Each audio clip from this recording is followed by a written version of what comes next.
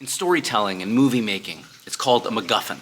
A MacGuffin is a device you find in movies and stories. I think Alfred Hitchcock came up with the term for it's the object that everybody is after. And it doesn't exactly matter what it really is. That's almost immaterial. It's the quest for the thing that makes all the other characters chase after it, right? It's the Maltese Falcon, or it's the fountain of youth that conquistadors were searching for, or it's the one ring in the Lord of the Rings. It's the Holy Grail, or whatever it is that Indiana Jones happened to be seeking after in whatever movie or adventure he's in. Over and over and over again, we keep telling stories about people chasing after some object, some powerful thing that if only they get their hands on it, then they can wield it for good and do what they want. Or if nefarious villains, say a Thanos, gets his hands on all the Infinity Stones, or Sauron gets his hands back on the One Ring, untold terror and tragedy will happen.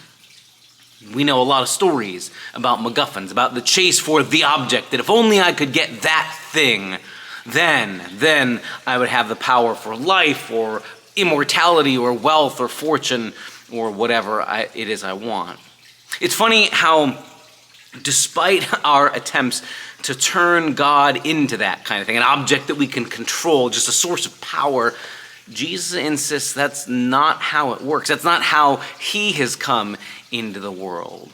Jesus talks in the ongoing dialogue that is John chapter 6, that we're going to take a look at again this coming Sunday on our deep dive in what's called the Bread of Life discourse. Jesus keeps talking not about an object that you can get and then live forever. It's not like Jesus is holding out some sort of magical food or water from the fountain of youth, or drinks from the Holy Grail that will grant immortality. It's not about an object that you can control.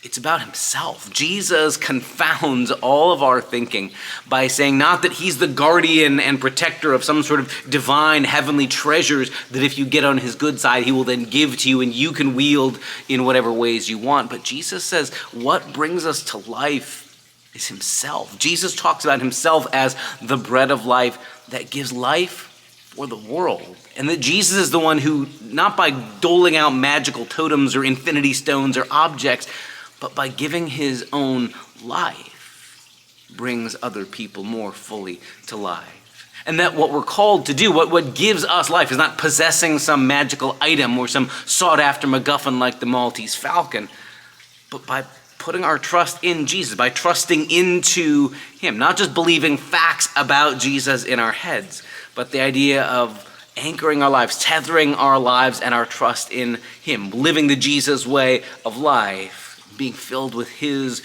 own kind of life for the sake of the world.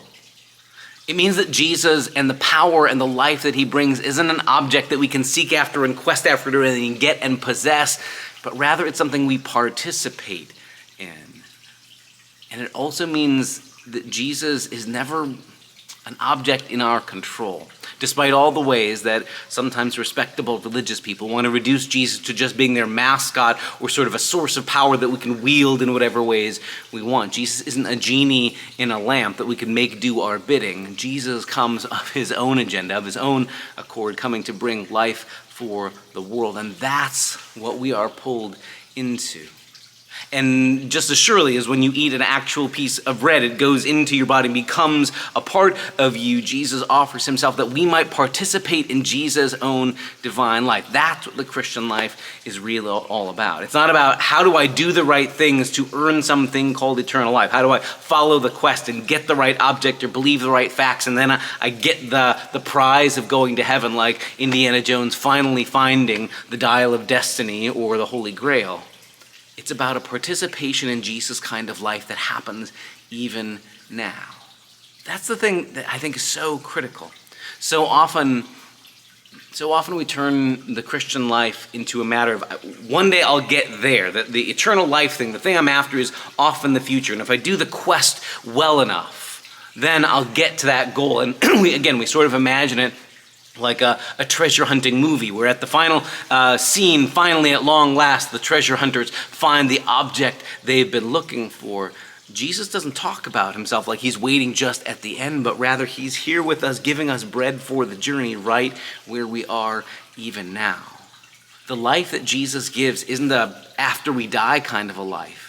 It's a life that begins even now and lasts forever beyond the grip of death.